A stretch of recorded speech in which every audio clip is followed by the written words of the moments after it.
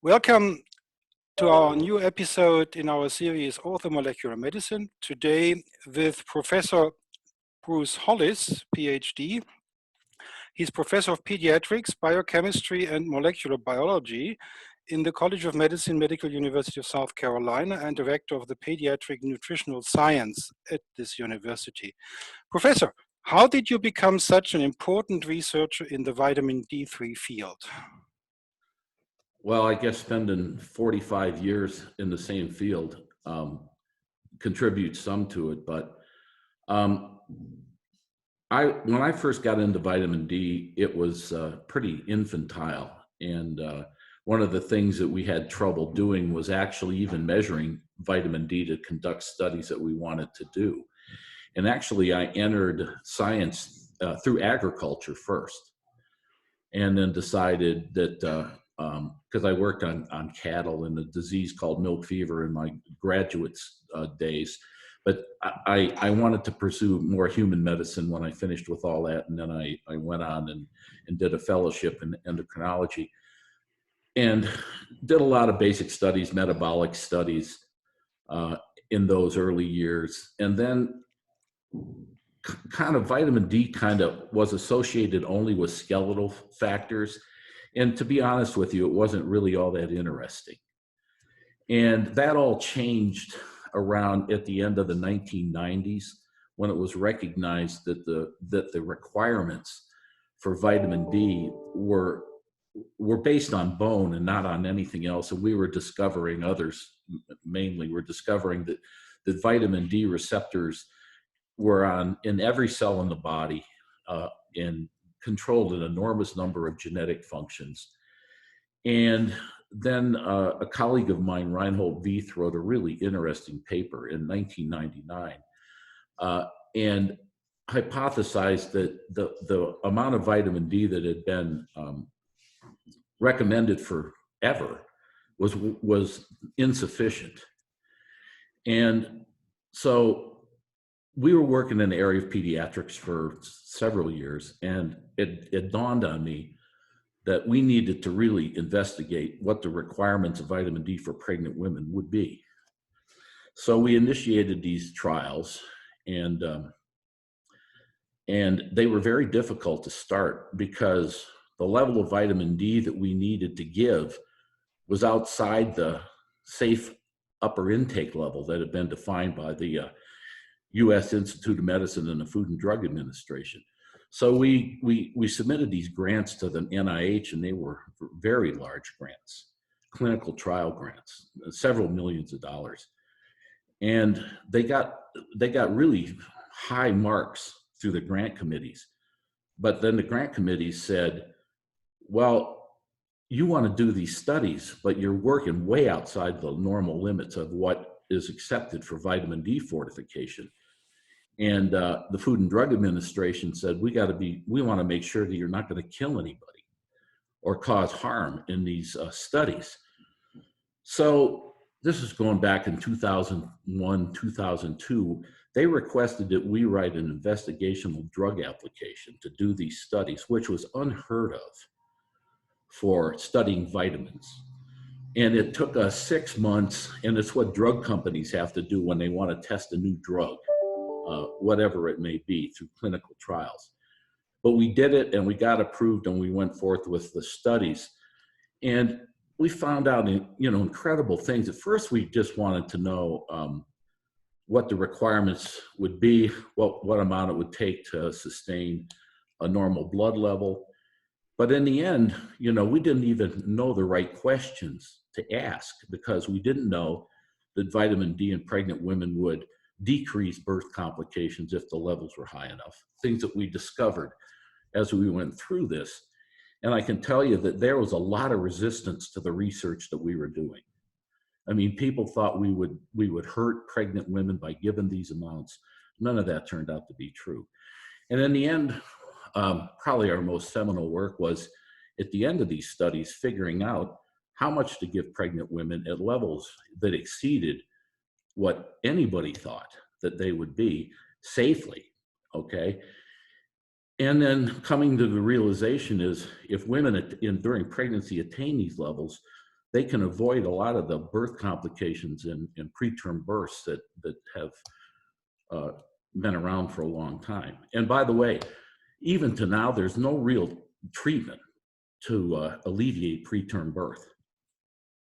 So that catapulted us to, to what you would say, an important researcher in vitamin D, and then a lot of collaborations I had done with other people like Harvard School of Public Health on relationship of vitamin D and other disease states, cancer.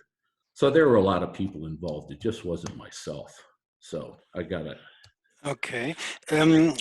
I remember in one of your videos on YouTube, for our listeners, there are many videos with Bruce Hollis on the internet, and we have a playlist on our channel where this interview will be posted.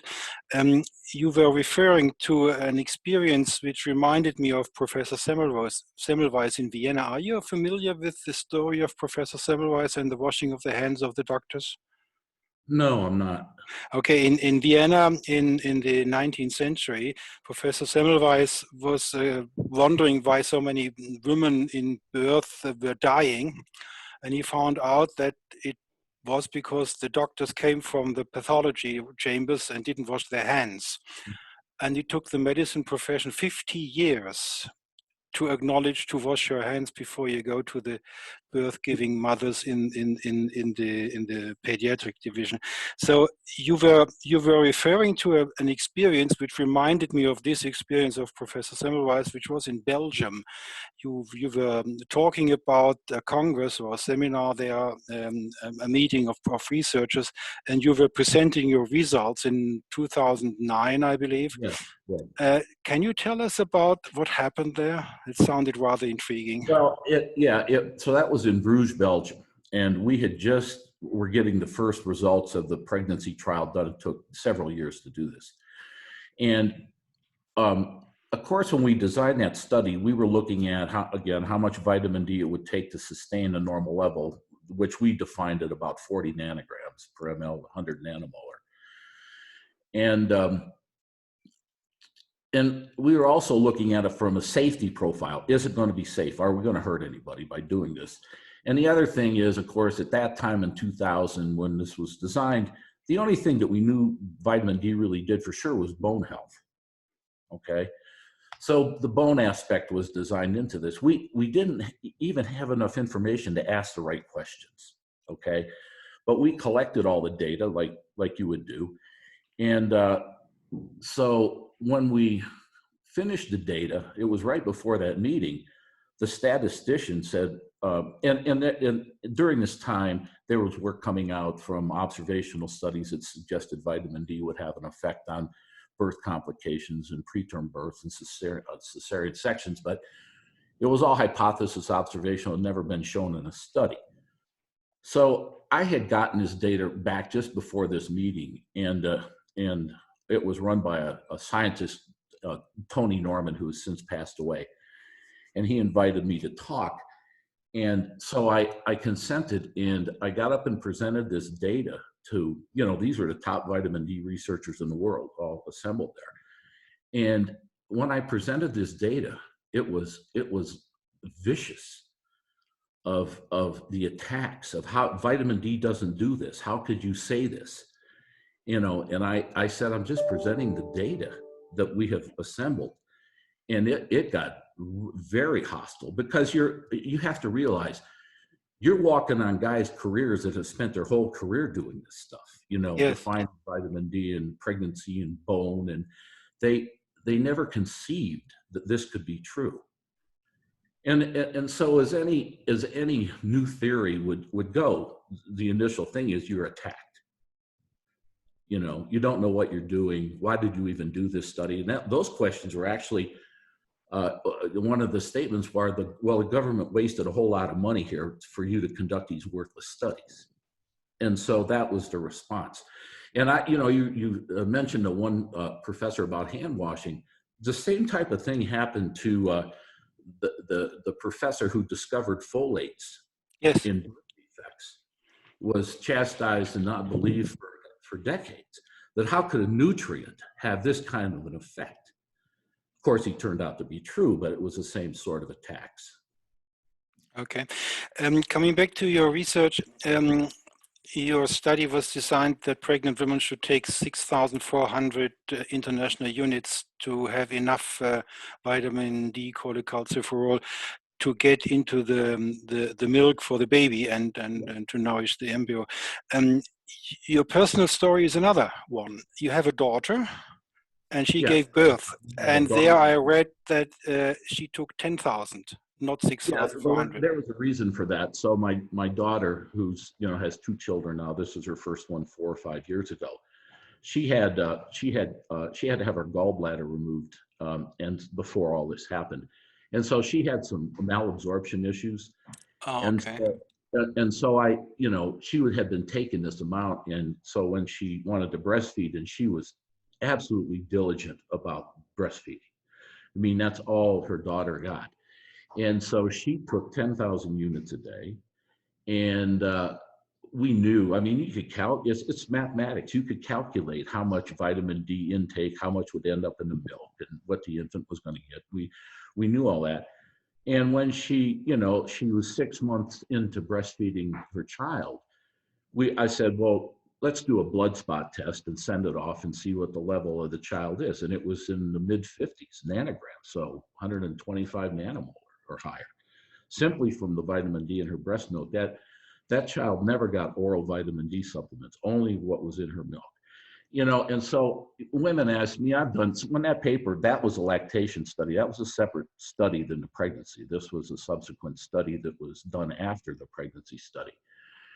And it was that was even harder than the pregnancy study, but it yielded data that I had been interested in this particular aspect since graduate school, because I would sit in graduate school classes, and listen to my nutrition preceptors tell me that human milk was the perfect food, except you could get rickets by ingesting it. And I said, how could that be? And it was, the simple answer was, when you recommend way too little vitamin D for the lactating mother, what do you expect to happen? Or limited sunshine in the older days. And so to me, it was a quite straightforward question. But again, we ran into horrific resistance.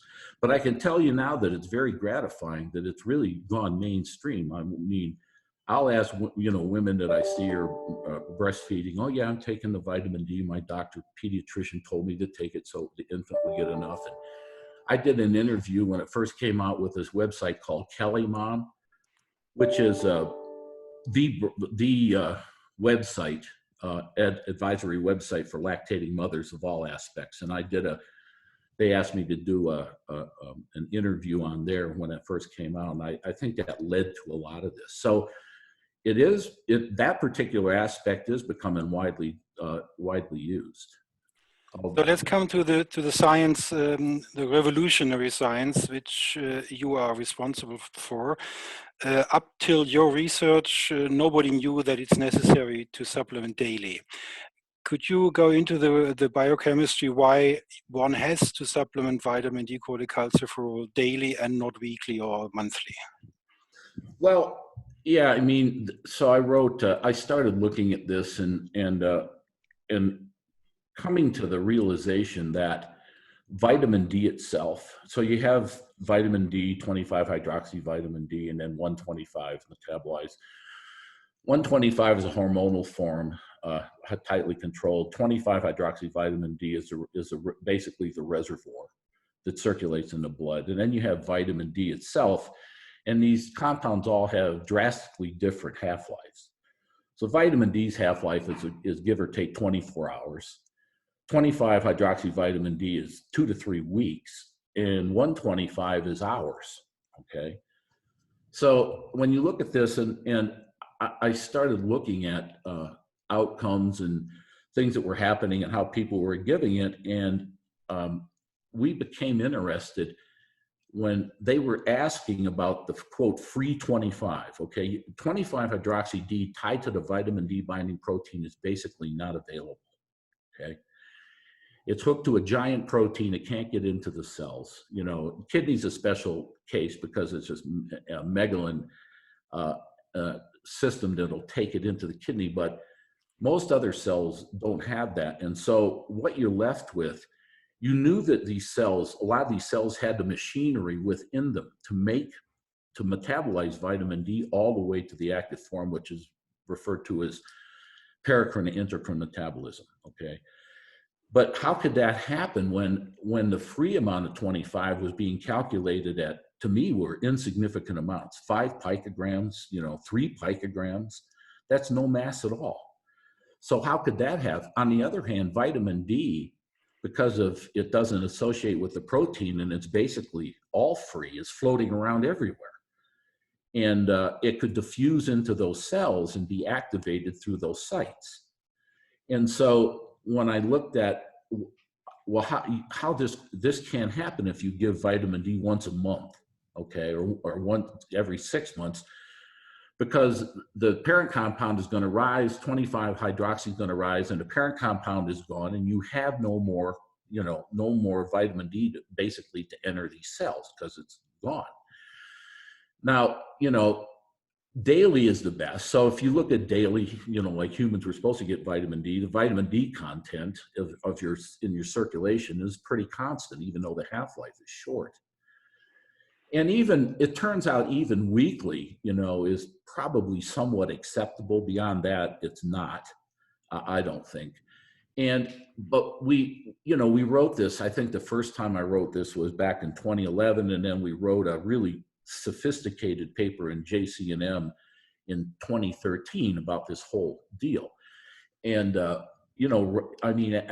was surprised at how easy that paper got accepted into publication. But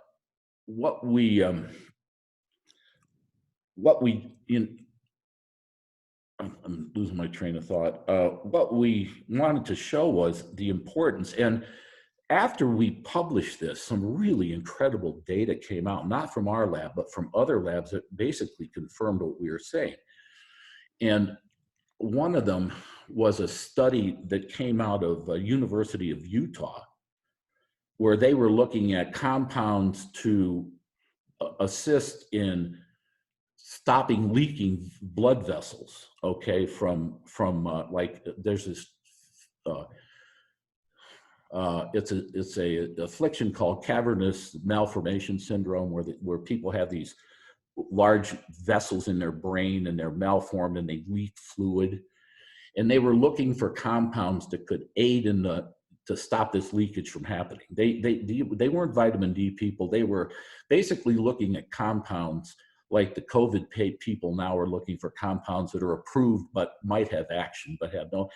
And they discovered 2 compounds. They screened thousands, okay? One of them was vitamin D, and they were actually disappointed because common vitamin D could have this effect. And basically what it did was stabilize endothelial leak, okay? And it was an author called Dr. Gibson at Utah. Was very sophisticated, and of course they submitted, it was some of the best science I'd ever seen, and they submitted it to Nature, and Nature wouldn't take it. Okay. Another scandal of the Nature journal. Well, yeah, I can tell you that Nature, New England Journal, JAMA, they hate vitamin D. So anytime you submit anything with positive effects of vitamin D, they're not going to take it. Okay, but if you want to get papers published in there, all you got to do is submit something with negative. The vitamin D doesn't work, and it'll get right in. Okay? How do you explain it? Is this corrupt institutions? Is this corrupt people, or is it just dumb people? I think it's just a biased. I think a lot of it. I didn't like to believe this in the past, but I think the pharmaceutical industry exerts tremendous effects over what happens. Okay. And I'll give you the best example I can of this. And it was a study that I was involved with. It's been, maybe you've seen it, it was on the web. I wasn't the major investigator, but I gave this lecture at a seminar for a good friend of mine who was dying. And it had to do with vitamin D supplementation in prostate cancer. Okay. And so they designed this study at our medical school to look at what effects could 4,000 units a day, because that's all we could be approved to give, would have an effect on prostate cancer progression in patients that have been diagnosed with low-grade prostate cancer. They do what they call active surveillance, or wait and see. You know what that is? So you go in, you have a biopsy, they go, yeah, you have prostate cancer, but it's not very aggressive and surgery could hurt you more. So let's do active surveillance. What active surveillance is we'll come back in a year and see if it's worse, okay? Without any subsequent treatment, just see, maybe it'll stay the same.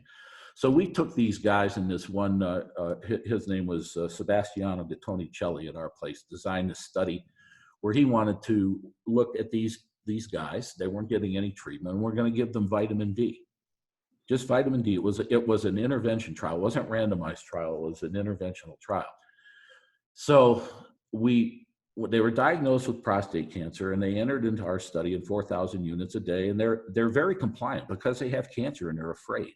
Okay, and the end point was 1 year later when they came back and they were biopsied to look at the progression of cancer.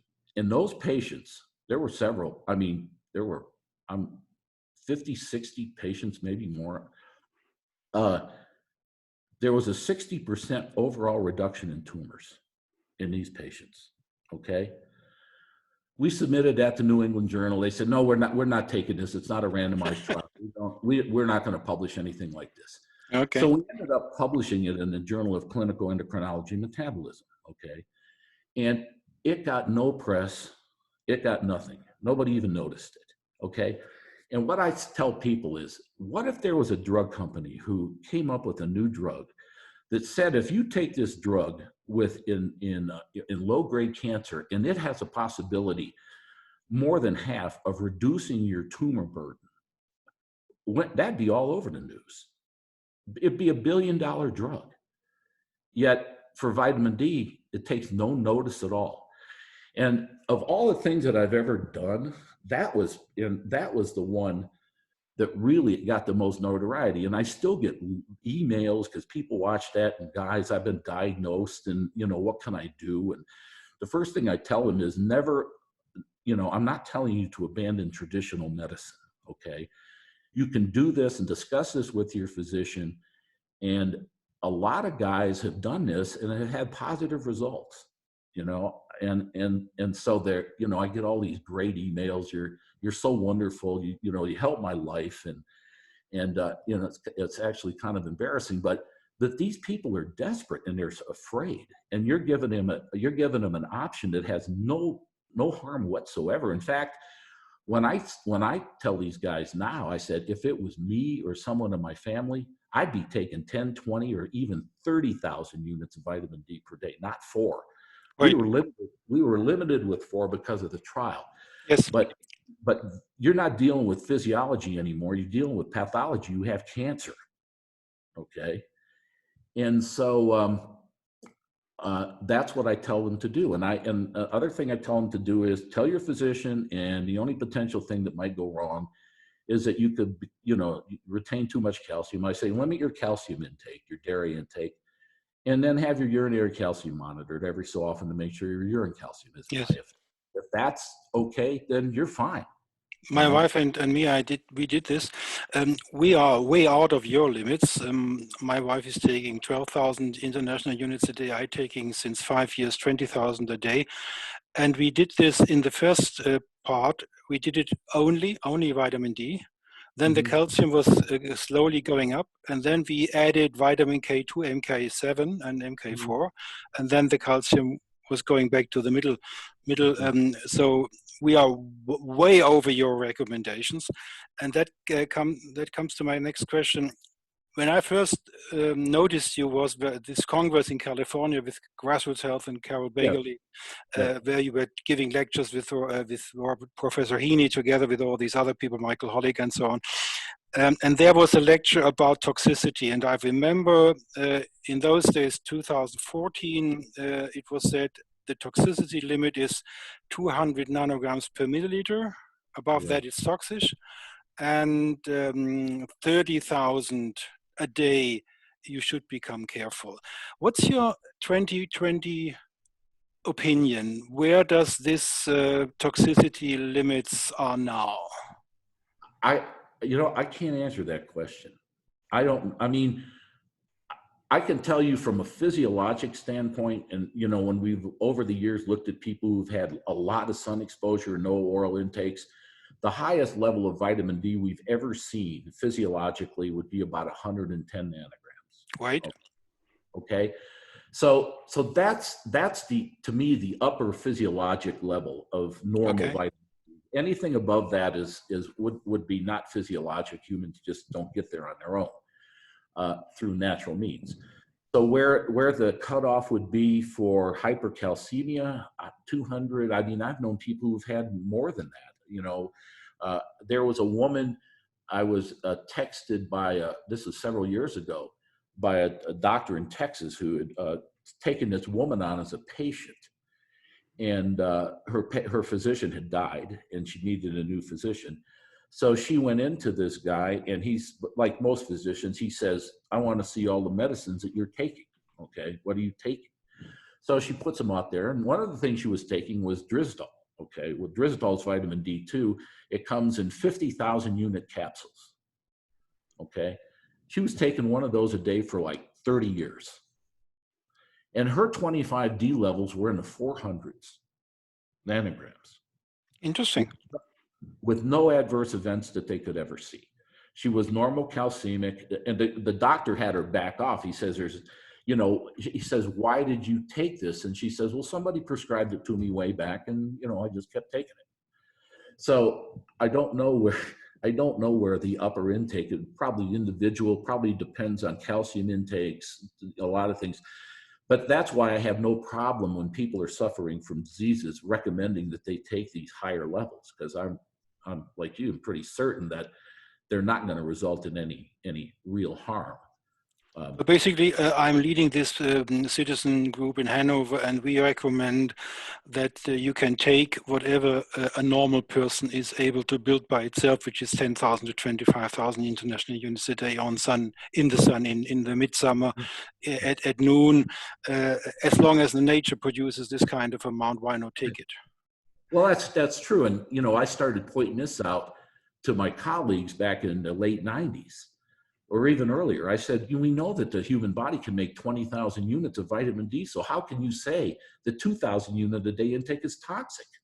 Well, all I do is blink faces. Okay, so in Germany, your message is very well received, because we have some people here who know you. You did some interviews with Vitamin D Net, and Professor Spitz and Dr. Raimund von Helden are connected to you. So in Germany, your message has been quite well received and receptive. How is the reception in your own country? It's mixed. By the established medical community, not so much. Okay, by alternative medicine stuff, well received. Oh. So if you go to like Dr. Mercola's website, and these guys are, they advocate this, and I think all I can do is look at the vitamin, especially with this COVID stuff. The vitamin D sales are off the charts. Right. If you go to some websites like Costco that has huge, vitamin D sold out. Their vitamin D sold out. So people, I think, from this have been scared into taking, as there's been a lot of information about this in COVID.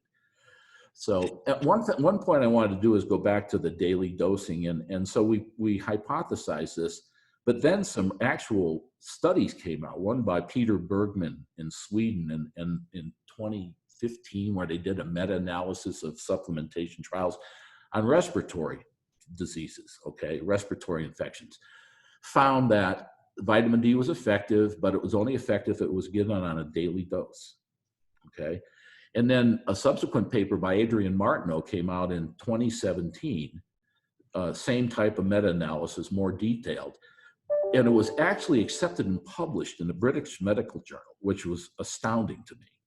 because they would fall in that same category of, we don't want this kind of stuff published. But in that paper, again, Martineau showed that only daily supplementation was effective at preventing respiratory infections.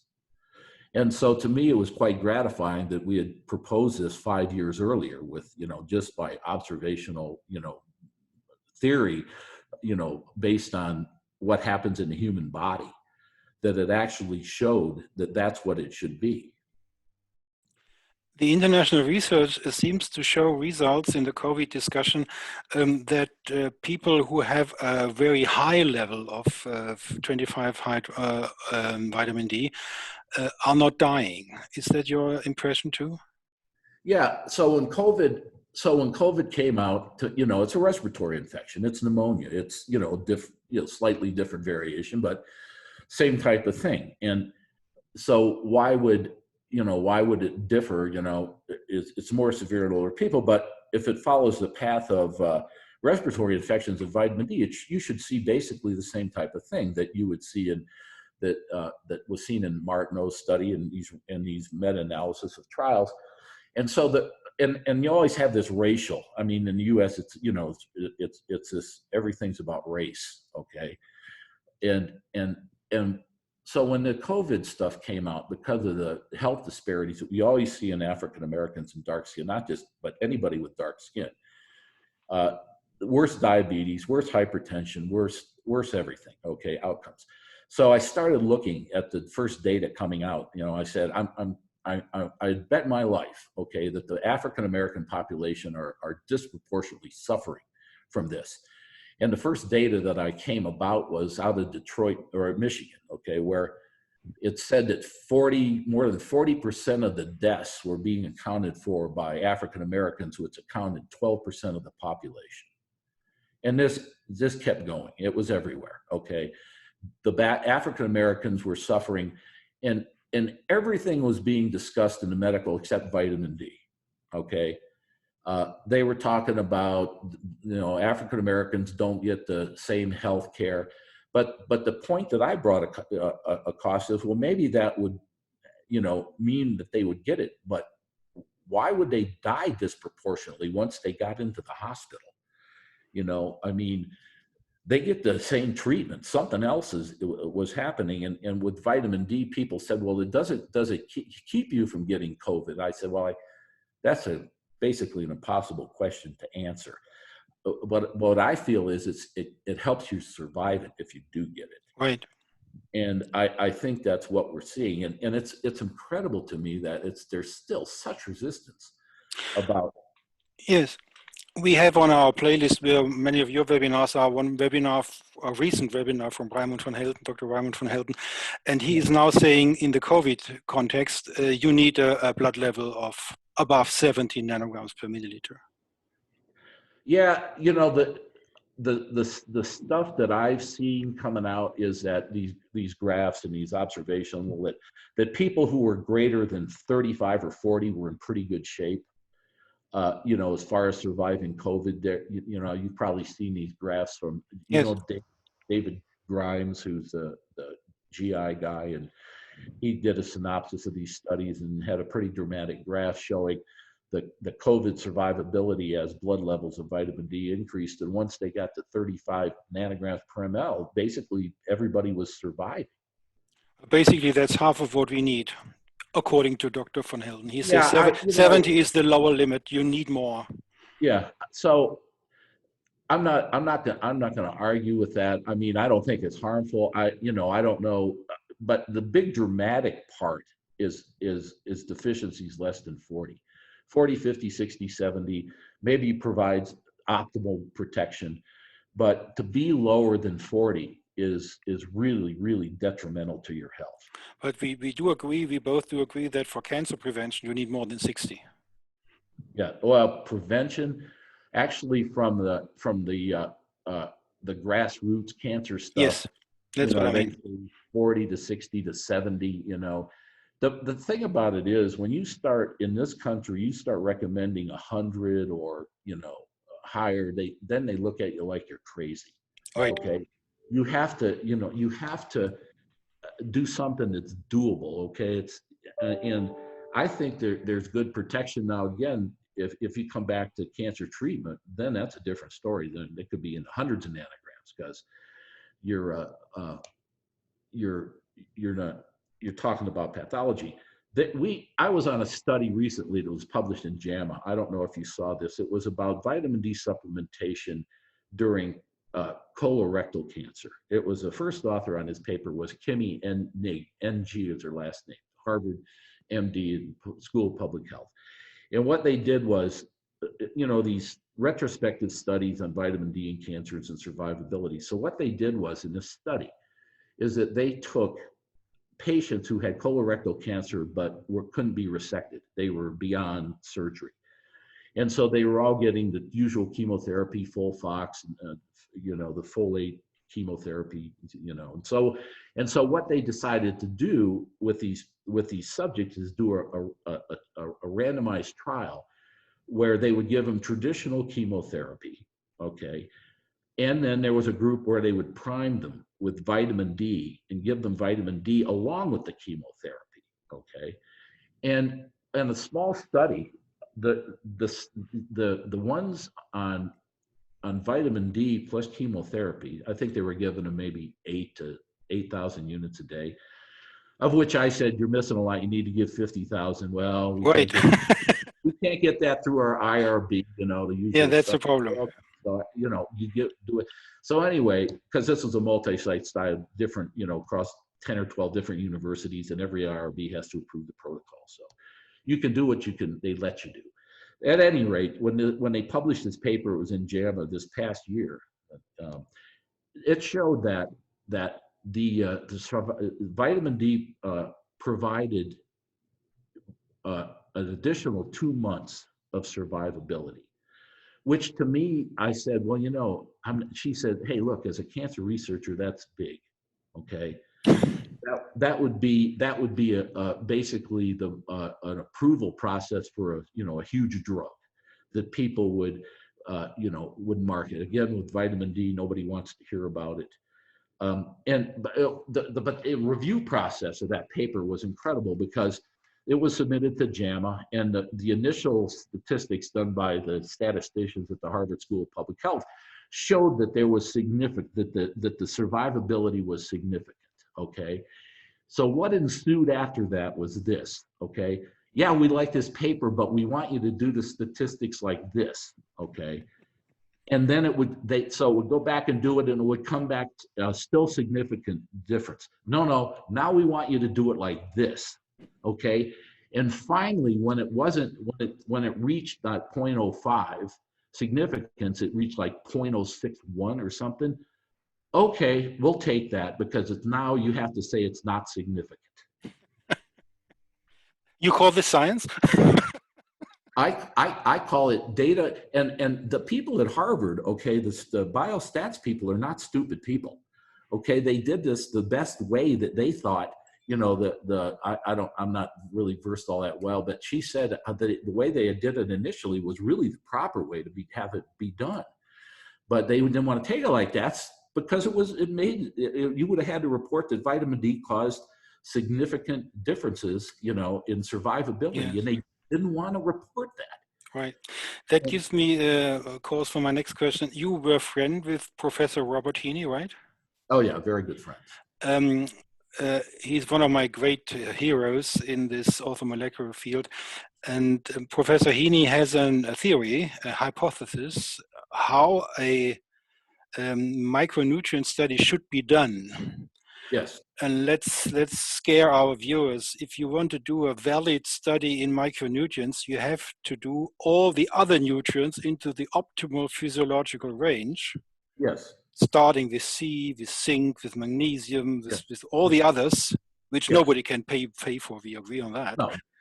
But let's say you had $1 billion and you could put a study design where you put all the people who are in the study, you put them in a jail situation that they can't evade your protocols, which you need, because nobody does this voluntarily. So let's say they are in a hospital and they can't go out. and you put them all on all nutrients except the one you are testing, like, for example, vitamin D.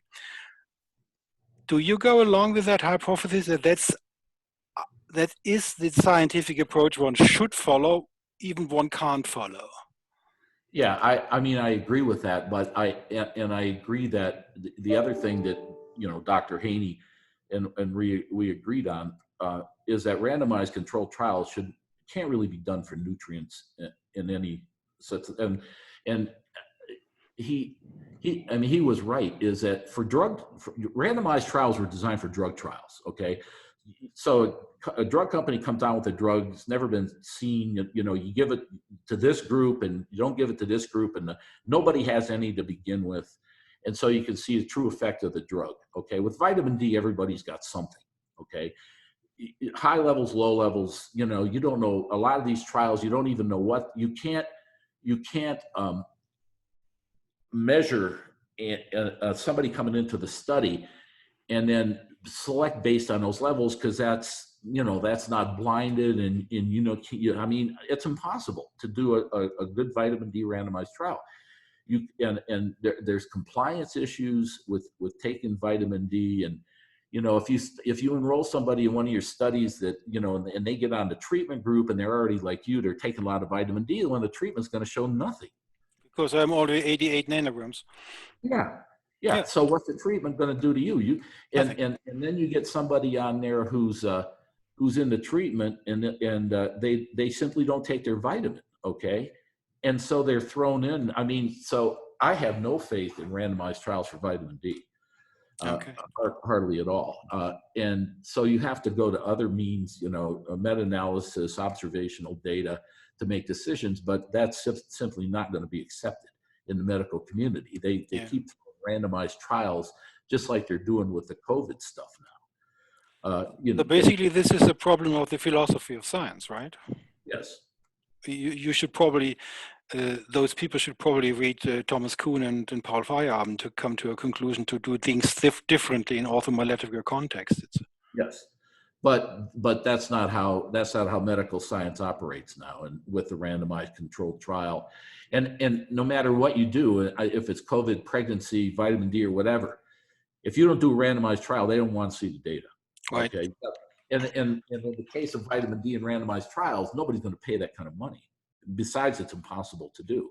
So you try to assemble the best prospective studies, and and then you make your decisions based on those things. And that's what I've basically done. I'm not making decisions based on randomized trials. I mean, the one that's going on, the VITAL trial that was run out of Boston, and stuff. I mean, I was an advisor on that. They used too little vitamin D. I don't know how you could come up with 5 years. If you're looking at cancer generation over 5 years, what's the use? Right. I realized that your groundbreaking research was done together with the University of Rochester, right? On the milk, on the milk, they were the second site. That gave me cause for the following question. In Rochester, New York State, lives Sir Andrew Soule. Did you ever have contact or met him? Who? Dr. Andrew Soule? No, I didn't. You have no idea who that is? No. Okay, that is something I wanted to ask you. I come from Andrew Soule's background. That was the first guy when I read about orthomolecular medicine. He's the editor of the orthomolecular.org newspaper or newsletter, and there's quite an assortment of people around him, like Abram Hoffer and Linus Pauling and Matthias Rath. Yeah. That's nothing you came in contact with. Well, I certainly know who. I know the controversies around orthomolecular medicine, and Linus Pauling, and actually the other guy who's gotten into this in his later years was Bruce Ames. Oh, okay. Okay. When Bruce Ames was the Ames test for mutagenic compounds, and he was at Berkeley, and now and then he went into this. He got really interested in nutrients, and he went to this thing called Cori, which is in Oakland, California. And he got interested in vitamin D and brain function, and published some really remarkable. But he was in that same genre of Pauling and those guys turning into turning into more natural medicine away from the drugs. And so, I mean, I'm in that field of thought. Gives me a cause for a personal question. If you look up that vitamin movie, which is produced by Andrew Saul, you can see how many supplements he throws into on the movie. He throws in a lot of supplements, quite a lot, and then he does a special nutritional lifestyle. What's your personal lifestyle? Are you on the plant-based lifestyle or paleo or something like that in your eating? No, I'm not. I'm not a vegetarian. I eat, I don't eat as much red meat as I once did, but that's not because of that I believe red meat is bad. It's just because I enjoy eating fish more. Okay. It's not like I was scared I can't eat red meat anymore. I just don't have the taste for it. But fish is another problem. There's quecksilver. What's that in English? There's this toxic in the fish. In German, it's quecksilver. Mercury. And then you have these plastic nanomolecules. Don't you fear to get poisoned by fish consumption? But I mean, I have to look at what you can control and some of the things that you can't. And, I think there's other. But I mean, I take, the supplements I take is, of course, I take 6,000 units of vitamin D. And I found out when I reviewed a paper, people used to ask me about magnesium, and I reviewed a paper that really caught my attention. So when I read that, I started taking 400 milligrams a day of magnesium. And taking the same supplement of vitamin D, my blood levels went up by 20 nanograms, just by adding that supplement. So, so I take magnesium, I take fish oil, I take zinc, which I started to do recently more because of COVID. Yes. And selene. Do you take selene? Selenium? Yeah. No, I used to. I don't take vitamin E. I started taking this compound called, what monolaurin is? No. It's a fatty acid compound that's found in breast milk. It's antiviral. It basically dissolves the viral coats. It was founded by years ago by one of the health orthomolecular type of thing. So it's one of the ways that nursing infants fight off pathogens, because milk has a significant amount of this compound in it, and it basically is antiviral, antibacterial, and it dissolves the coat. So, I started taking that, and so the COVID stuff has made me, wake up and take a few more things that I normally wasn't taking. Well, the German experts, they say vitamin D in a very high doses, above 70 nanograms per milliliter, then vitamin K2, at least 200 micrograms, and then zinc, 25 to 50 milligrams, and magnesium and selene, because in Germany the earth is very deficient in selene, so that's the same protocol. How do you evaluate the fact that Dr. Fauci, your big TV star in COVID, that he knows about vitamin D but doesn't talk about it? Oh, again, because they're driven by the official points of the Institute of Medicine or National Academy of Sciences. So it will never be mentioned, never. And it was interesting. So there was this guy named Thomas Frieden. You know who Thomas Frieden is? He was a past director of the CDC. Oh, okay. Okay. So Frieden, when this all started back in April, I think beginning of April, Frieden was on one of the news shows. And Frieden said, you got to take vitamin D. Okay. Oh, okay. Which I was stunned. But then he said, you need about 600 units. So what do you say? Okay. so he mentioned it, but then he gave worthless advice. Okay. And so, and as far as Fauci goes, he takes at least 1,000 a day, according to the internet. He says? That's what he said years ago. Oh, he did. But it's not going to be mentioned in any breath that it might be valuable to ward off COVID, because that's just not in, I don't know what, I don't know what influences these people, but it's all bureaucratic stuff, what they're told to say by official government. I mean, again, you saw what happened with the hydroxychloroquine, whether it worked or whether it didn't, but you saw the hostility towards it, okay? And that was a pharmaceutical program. Yeah, political. I mean, they didn't want you using hydroxychloroquine, which is free, when they could get $1,500 or $2,000 a dose for remdesivir. Yes, right. So, the same as vitamin D. Yes. And then the papers that were submitted to New England Journal or Lancet were hit jobs on hydroxychloroquine were so bad they had to be retracted. Yes. Did you follow the Chinese protocols on COVID with vitamin C? Did you realize what they're doing? Oh, I also take vitamin C. Yeah. How much? 2 grams a day. I take 8 grams a day. Okay. Yeah, I have trouble with my GA tract trying to tolerate that amount. Did you realize what the Chinese are doing when the people are in the hospital and sick? They were given huge amounts IV infusions. Right, for 7 hours, 24,000 milligrams. Yeah. Right. Yeah. So how is your opinion for a combination? Why not combine vitamin C infusion or orally in this neighborhood of 25 grams and then vitamin D more above a level of 70 nanograms? Wouldn't that be better to combine those two? But as far as, vitamin D, there's been trials where they've tried when these people come in very ill and they try to revive them back. Okay. Well, these people are mostly dead, when they get to that point. And I don't think much they're going to give them is going to help them much at all. I don't, if it's vitamin C or maybe vitamin C. But the one thing that seems to be helping in an acute is dexamethasone, which of course is decreasing inflammation, which is basically killing most of these people. Yes. The hyperimmune response.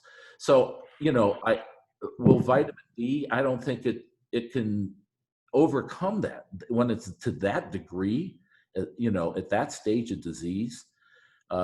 When you give bolus dosing of something and expect a miracle to happen when the people are, almost dead, I don't care what you're going to give them, remdesivir, vitamin D, short of something that's drastically anti-inflammatory like dexamethasone.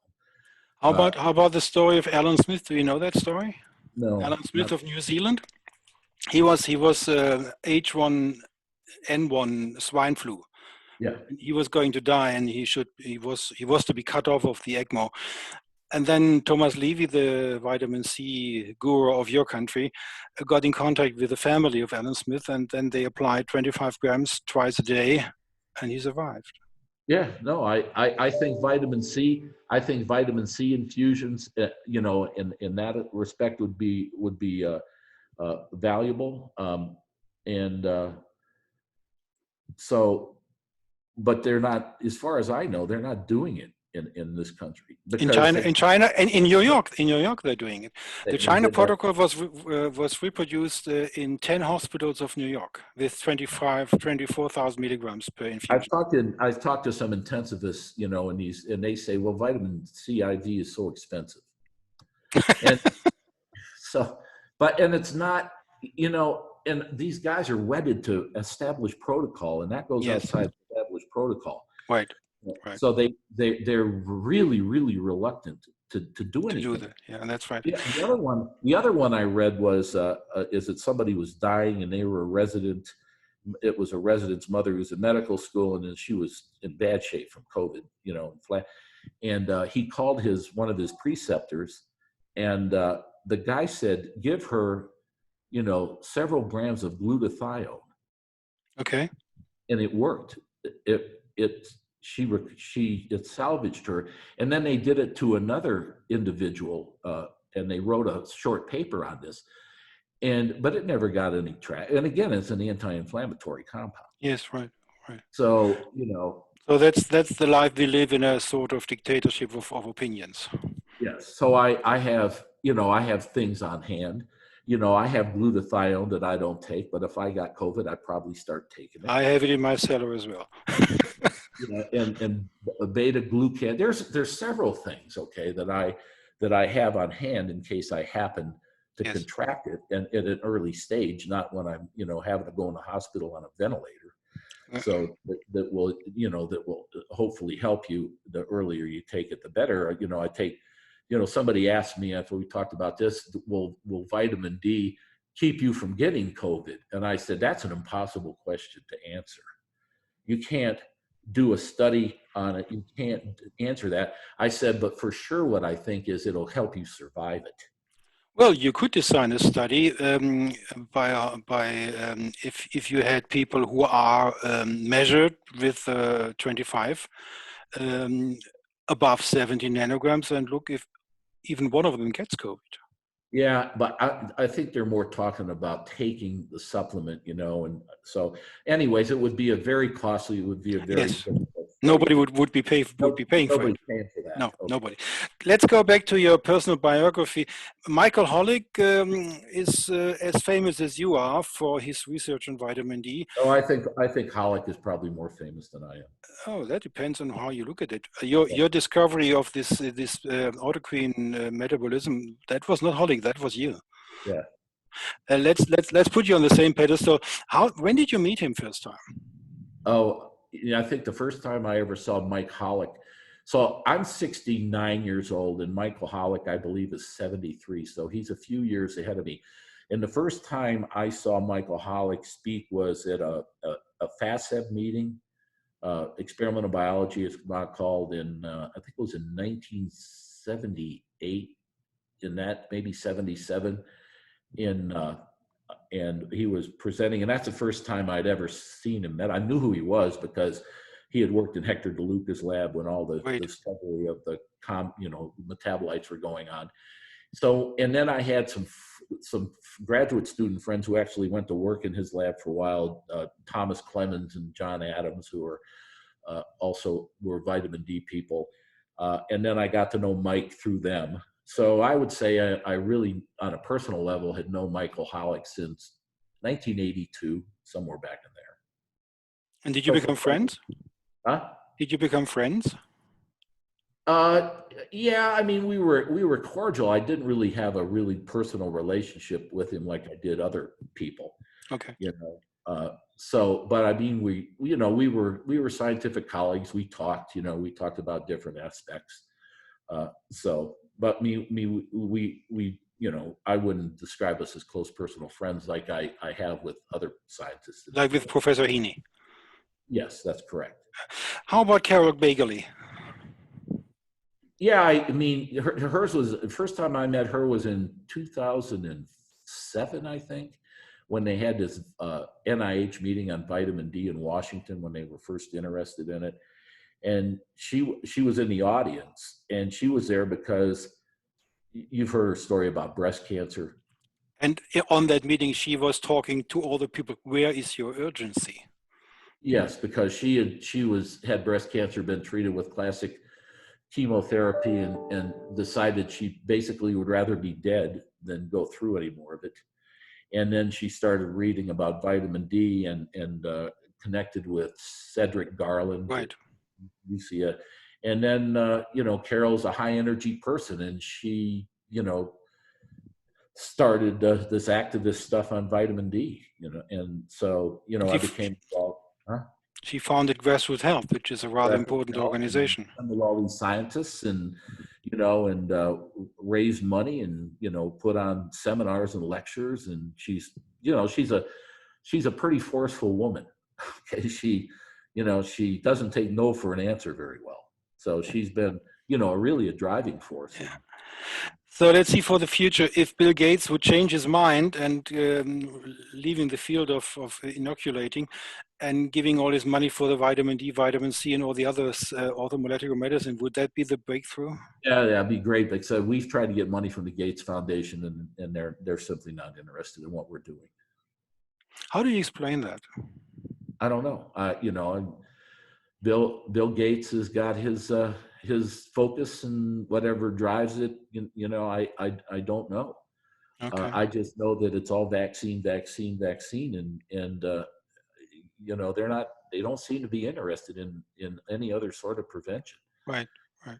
We did some interesting work with Robert Modlin. I mean, the most cited paper I've ever been on, okay, was a paper in Science in 2006 with Robert Modlin's group. It was a vitamin D, how vitamin D activated the toll receptor system against tuberculosis, and they were tuberculosis, and that paper has been cited almost 4,000 times. I was one of 20 authors on it. I came in the middle of the work, but that was an incredible piece of work. And they tried to get the Gates Foundation because it dealt with malaria, okay? And they tried to get the Gates Foundation interested in that, but they were never successful at doing it. Okay. So that's how it is in our society of today. In Germany, it's a little bit better because more people are fighting the good fight in Yes. relation to the population as in your country. Let's come to the personal aspects. You are now above the age of your profession. Are you emeritus already? I'm emeritus. I just went emeritus last year. Oh, okay. So that's the reason why you're not in Charleston today. Yes. Well, the reason that I'm not in Charleston in the summertime is because I hate the heat. Okay. And Charleston in the summertime is, if you don't like heat and humidity, it's not the place to be. Right. And I like outdoor activities. I like to golf and I like to fish. And so I spend my summers where I am right now. It's in near Jackson Hole, Wyoming, which is a great place to be in the summer, but not so much in the winter.